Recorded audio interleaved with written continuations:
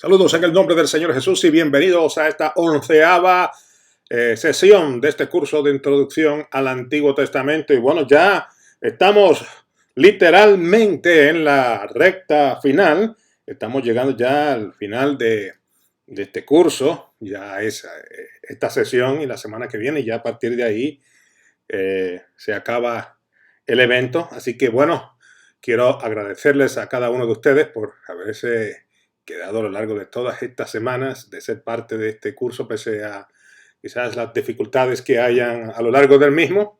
Espero que les siga siendo de bendición. Y bueno, entramos hoy a hablar de un aspecto sumamente importante en términos de lo que es el estudio del Antiguo Testamento, y es lo que es la misión de Dios en el Antiguo Testamento.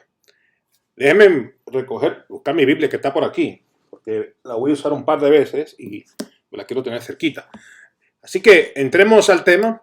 En esta hora vamos a estar hablando acerca de la misión de Dios en el Tanaj. Bueno, cuando hablamos nosotros de la palabra, las palabras Missio Dei, lo que significa Missio Dei es la misión de Dios. Y bueno, ¿cuál es la misión de Dios? Y la respuesta a eso es, por supuesto, restaurar. Él desea restaurar su creación a la vida y práctica que Dios desde el principio pues destinó. Bueno, ¿y cuál es el propósito del Missio Dei? Simplemente la adoración. Esa es, digamos, la respuesta, si lo pudiéramos resumir en una palabra.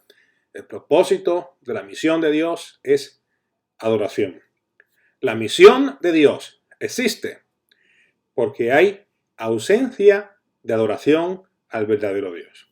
Así que cuando nosotros vamos a cualquier lugar a compartir nuestra fe, sea un familiar, un amigo, un compañero de trabajo, sea en nuestro vecindario, en nuestra ciudad, en nuestro país, en nuestro continente o quizás en países allende a toda nuestra región, quizás al otro lado del mundo, pues sencillamente estamos nosotros cumpliendo con ese propósito de que esas personas que nunca han adorado al verdadero Dios puedan conocerle y puedan ser parte del grupo de millones de personas de toda lengua, tribu y nación, quienes adorarán al Cordero de Dios en aquel día frente al trono.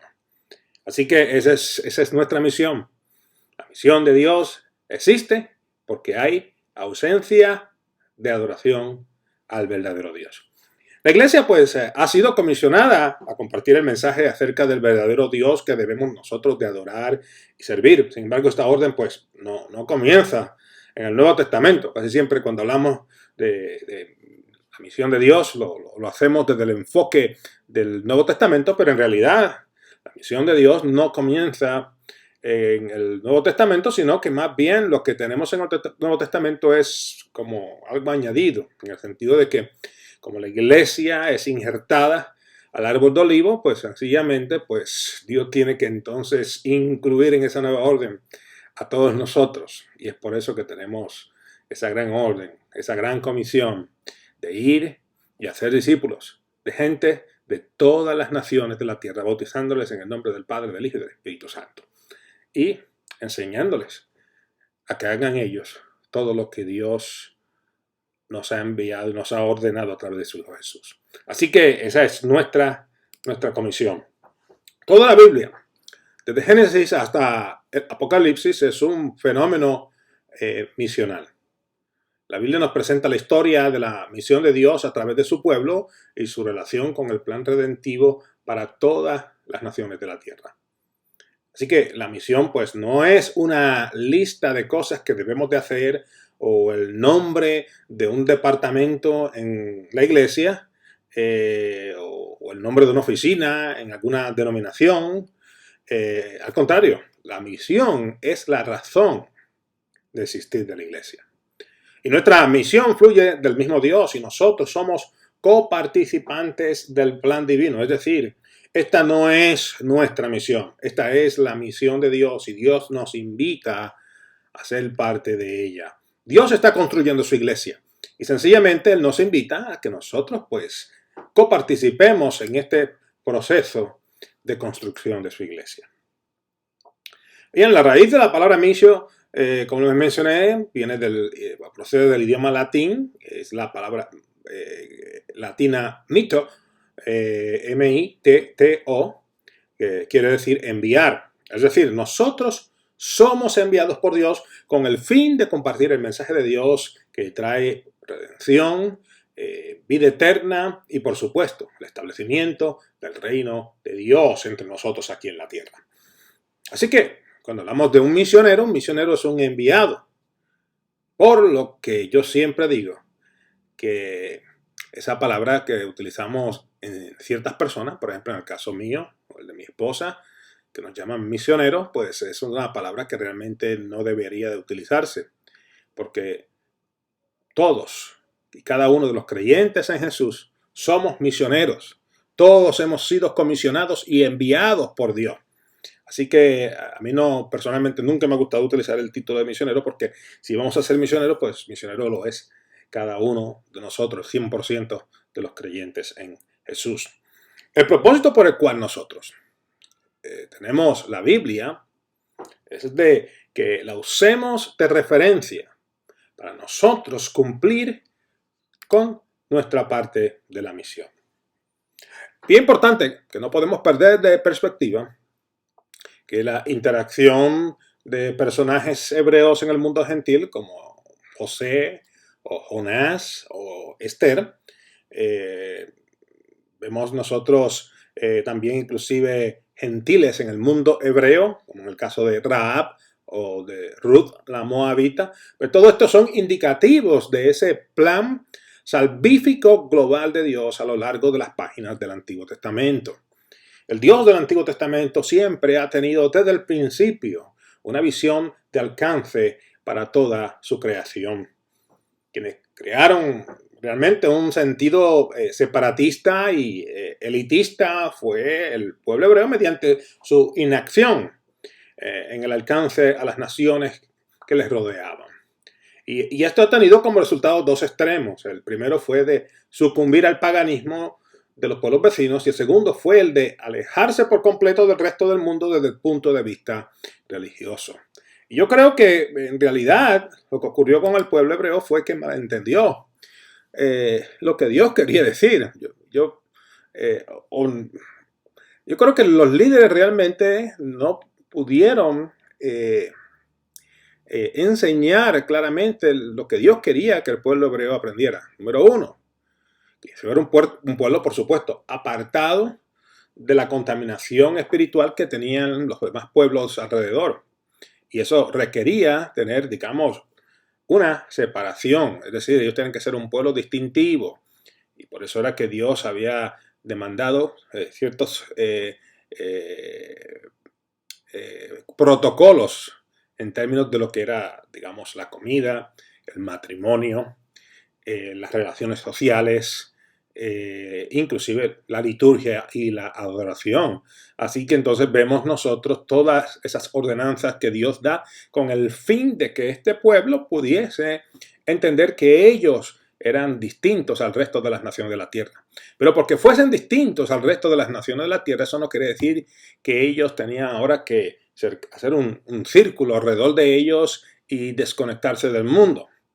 Entonces vemos dos situaciones que son extremas. En un extremo vemos entonces un pueblo que adopta toda la basura que venía de los pueblos circunvecinos, ya fuese el pueblo cananeo o filisteo, y ellos comenzaron en muchas instancias a adorar deidades paganas. Y por el otro lado entonces tenían esos grandes avivamientos espirituales en los cuales ellos cortaban con toda la gente a su alrededor y vivían totalmente separados. Ambos extremos eran malos. Dios lo que deseaba, y de hecho es lo que Él desea hoy día, es que nosotros, si estamos en una sociedad, estamos aquí, bueno, pues vamos a vivir en ella. Vamos a compartir con nuestros vecinos.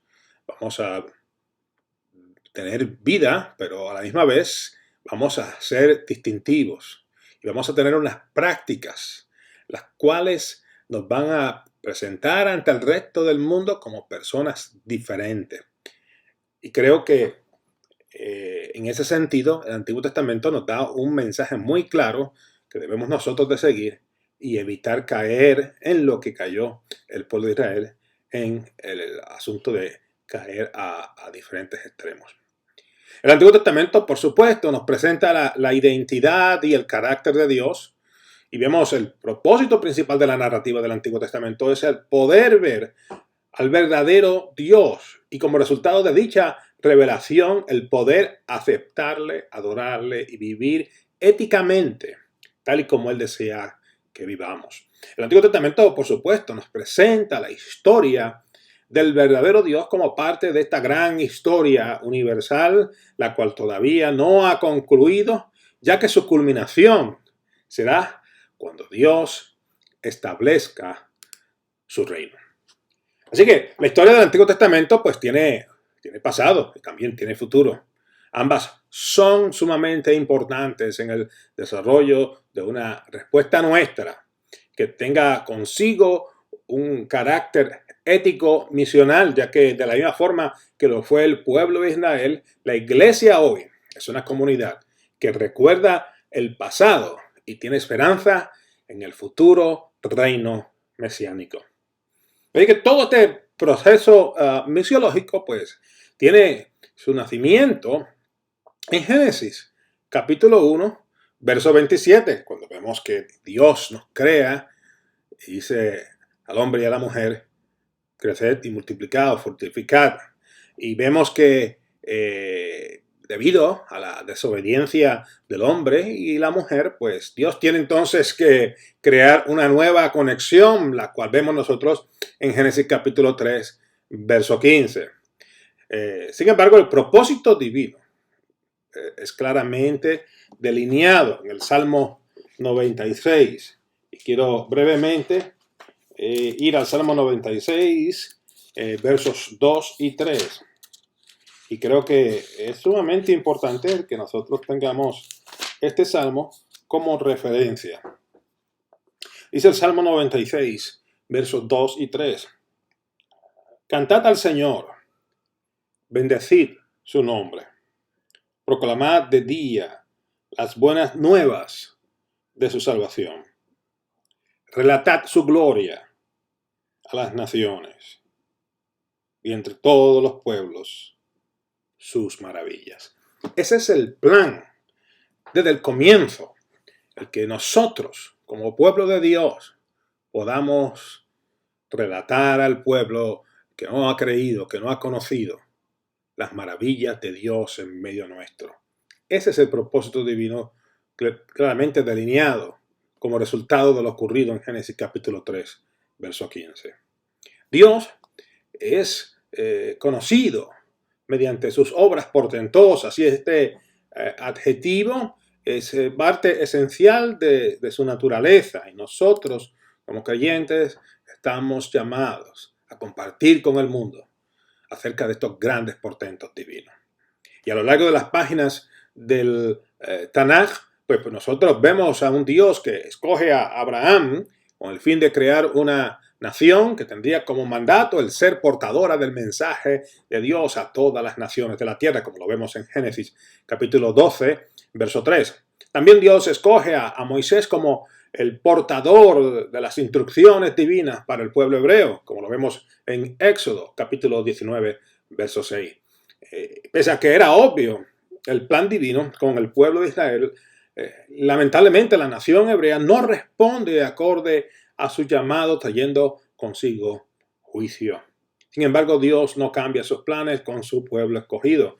Y es por eso que nuevamente toco yo el tema en esta hora, que lo he hecho ya en una ocasión anterior, en la cual yo personalmente rechazo esa noción de que el pueblo de Israel ha sido reemplazado por la iglesia. La teología de reemplazo es una abominación, es una falsa doctrina. Así que es sumamente importante el que usted pueda entender de que nosotros, la iglesia, no hemos llegado aquí para reemplazar a nadie, sino que hemos sido adoptados como hijos de Dios con el fin de ser parte de ese pueblo. Hemos sido injertados con el fin de nosotros ser parte del pueblo de Dios. Así que eso es sumamente importante. Y cuando nosotros vemos en las páginas del Antiguo Testamento, tenemos grandes ejemplos de lo que Dios quería hacer en el cumplir su propósito. Vemos nosotros el profeta Isaías que describe el propósito que Dios tenía con el pueblo de Israel, y era el de ser luz a todas las naciones de la tierra, a fin de que todas las naciones de la tierra viesen la gloria de Dios. Y eso lo vemos en Isaías capítulo 40, verso 5. Y desde el principio podemos nosotros apreciar este mensaje de Adonai, que constantemente indica que no hay otro Dios sino Él. No hay otro Dios sino Él. Y el pueblo hebreo sabía desde el establecimiento de su nación, a través de Abraham, que Adonai era y es el verdadero Dios. Pero este es el resultado, por supuesto, de un Dios que deseaba revelarse a su creación. Y en este caso, pues Él escoge al pueblo de Israel como medio por el cual Él se revelaría. Y hoy día, nosotros como parte de ese Israel de Dios, la iglesia está cumpliendo la labor de poder desplegar ese mensaje que Dios quiere que gente de toda lengua y tribu y nación de esta tierra pueda escuchar y aceptar a Él como Señor y Salvador. Con nosotros vamos ya entrando en el libro de Éxodo, y de hecho el libro de Éxodo es el lugar en las Escrituras en el cual podemos nosotros ver en una forma definida quién es Dios en términos, digamos, de su poder, de su amor, de su fidelidad e intervención libertadora en favor de su pueblo. El Dios autorrevelado en el Éxodo, digamos, es el acto de más importancia en toda la escritura del Antiguo Testamento, lo cual convierte también en la lección más importante aprendida por el pueblo hebreo.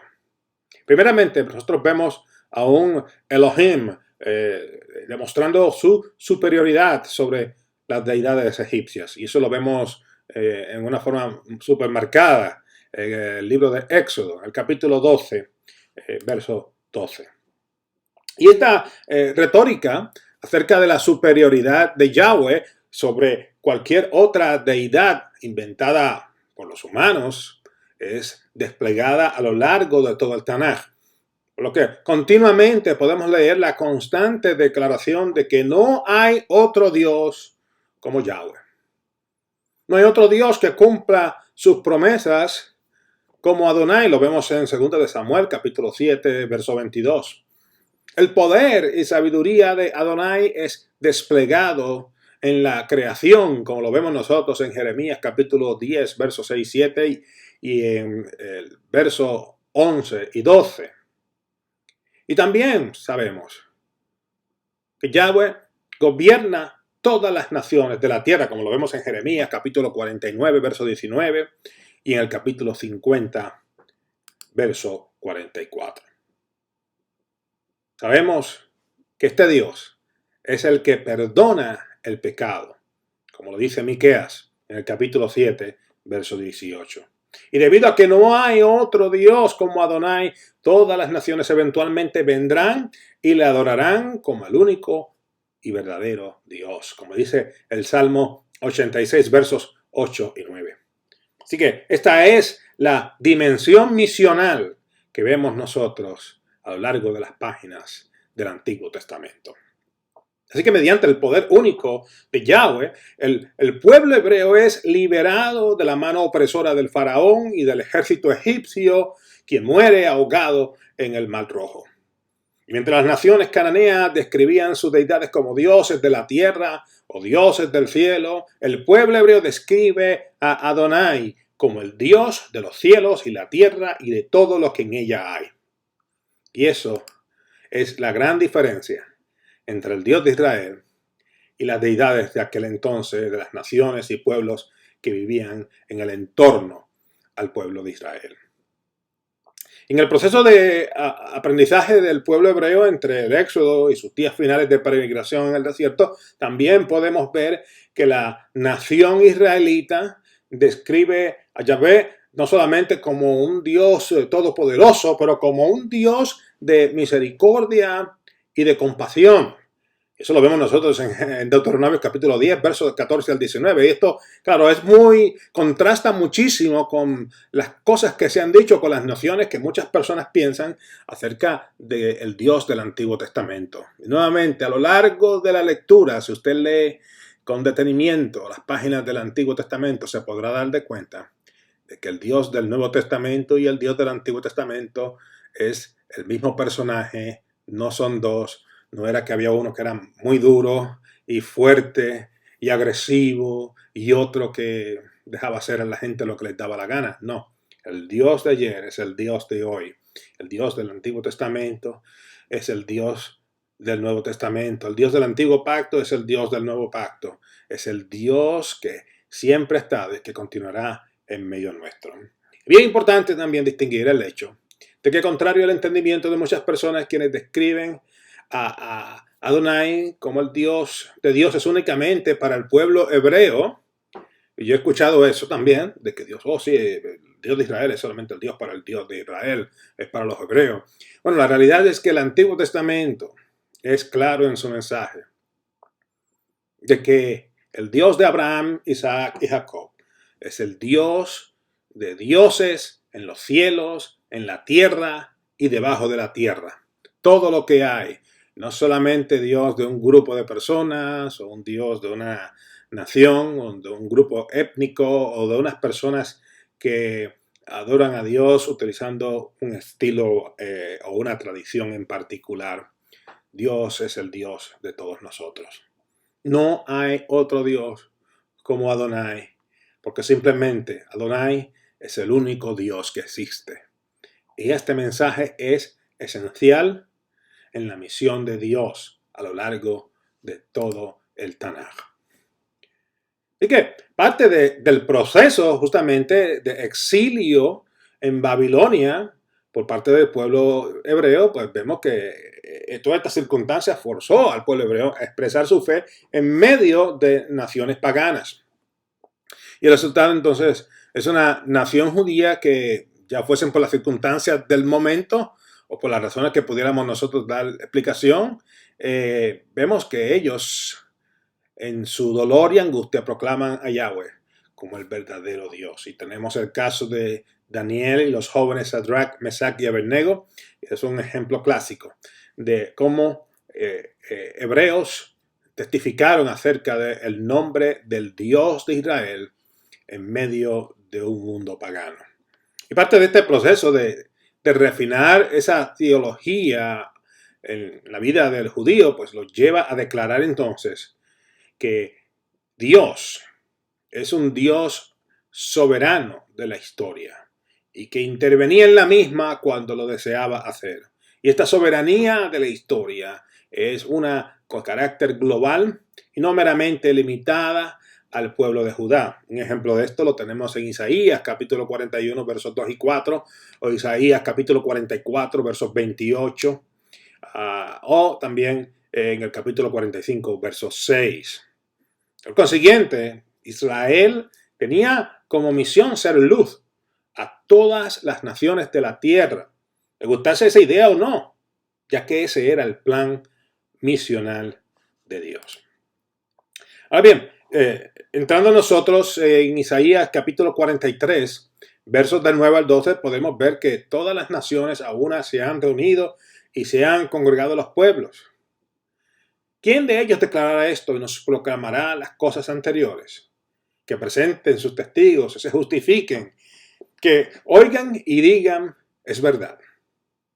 Vosotros sois mis testigos, declara el Señor, y mi siervo quien he escogido, para que me conozcáis y creáis en mí y entendáis que yo soy. Antes de mí no fue formado otro Dios, ni después de mí lo habrá. Yo yo soy el Señor, y fuera de mí no hay Salvador. Yo soy el que le he anunciado, he salvado y lo he proclamado, y no hay entre vosotros Dios extraño. Vosotros pues sois mis testigos, declara el Señor, y yo soy Dios. Y esas fueron las palabras proféticas de Isaías en el capítulo 43, versos del 9 al 12. A mí me llama mucho la atención, porque ya vemos a Isaías hablando en el capítulo 43 acerca del siervo, particularmente cuando dice aquí, vosotros sois mi testigo, declara el Señor, y mi siervo, a quien he escogido, para que me conozcáis y creáis en mí. Así que en el contexto del Antiguo Testamento, tenemos que entender que Dios está ya hablando, dando esa orden una y otra vez de que nosotros seamos luces a todas las naciones, que nosotros somos los testigos de Él, que somos los que tenemos que hablar.